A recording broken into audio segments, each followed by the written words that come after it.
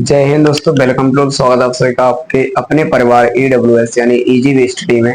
तो देखिए दोस्तों, आज अपना क्लास 10th का 4.3 का बहुत महत्वपूर्ण क्वेश्चन है। ऐसे सवाल 100% पेपर में आते ही है, क्योंकि इन सवालों में क्या पूछता है। तो देखिए, निम्न द्विघात समीकरणों में k का ऐसा मान ज्ञात कीजिए उसके लिए दो मूल बराबर हो। यानी इसमें आपको k का मान निकालना है, k का इस तरीके का मान निकालना है कि इसमें दोनों मूल बराबर आए। तो क्वेश्चन को हल करने से पहले चलिए दो लाइन कि काम करेगा तो फल मिलेगा, आज नहीं तो कल मिलेगा, जितना गहरा खोदेगा कुआं उतना मीठा जल मिलेगा। तो चलिए किस तरीके से इसे सॉल्यूशन करते हैं। तो देखिएगा, सबसे पहले इसमें क्या कह रहा है कि दो बराबर मूल हैं। ये पता लगाने के लिए कौन से फॉर्मूले का यूज करते हैं, तो विविक्त कर वाला फॉर्मूला यूज करते हैं। तो वो भी इसी में यूज आपको करना है। तो देखिए उसमें क्या कि हमें ए और बी सी के मान निकालने होते हैं। तो उसके लिए क्या करेंगे, समीकरण की तुलना करेंगे। तो लिखेंगे द्विघात समीकरण, द्विघात समीकरण,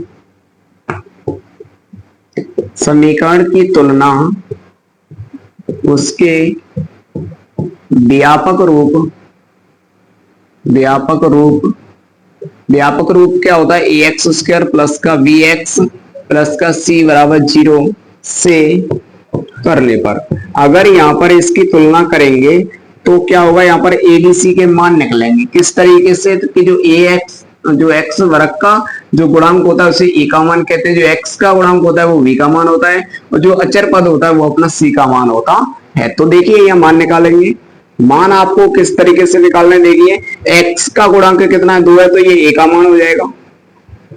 यहाँ पर एक्स का गुणांक के है तो ये बी का मान हो जाएगा, और ये अचर पद जो है वो सी का मान हो जाएगा। इस तरीके से यहाँ पे ए और बी और सी के मान आ जाएंगे। अब तुमसे क्या कह रहा है कि दो बराबर मूल हैं। तो लिखेंगे कि दो बराबर मूल हो तो, दो बराबर मूल हो तो, बराबर मूल हो तो क्या होता है कि d बराबर कितना होता है, 0। क्योंकि जब d का मान 0 होता है तभी मूल बराबर और वास्तविक होते हैं। ये हमने पिछली क्लास में समझ लिया है। तो आगे देखिए, d बराबर 0 होना चाहिए। तो लगा देंगे फॉर्मूला कि क्या होता है कि d बराबर b वर्ग माइनस का 4ac। इस फॉर्मूले को कहते हैं विविक्त कर सूत्र, विविक्त कर, विविक्त कर सूत्र कहते हैं इसको। ये फॉर्मूला लिखना है आपको, d बराबर बी वर्ग माइनस का 4ac। अब यहाँ पे जो d का मान है वो कितना होता है, 0। 0 आया क्यों, क्योंकि क्वेश्चन में खुद कह रहा है कि मूल दोनों बराबर हैं, तो d का मान होता है 0। अब आपको मान देखने हैं कि b का मान कितना है, 2। b का मान है k, तो k वर्ग आ जाएगा माइनस 4। a का मान है यहाँ पे 2, और c का मान देखिए 3। चलिए आगे देखिए, 0 बराबर k वर्ग अपनी जगह पर ही। अब देखिए तीसरा को 12, 12 दूनी कितना हो जाएगा, 24। तो ये आएगा माइनस का 24 आ जाएगा, माइनस का 24। अब समझ रहे हैं, माइनस के 24 को इस साइड में भेजेंगे तो प्लस का 24 हो जाएगा। बराबर क्या बचेगा, k वर्ग, या इसे ऐसे लिख सकते हैं कि k वर्ग बराबर 24।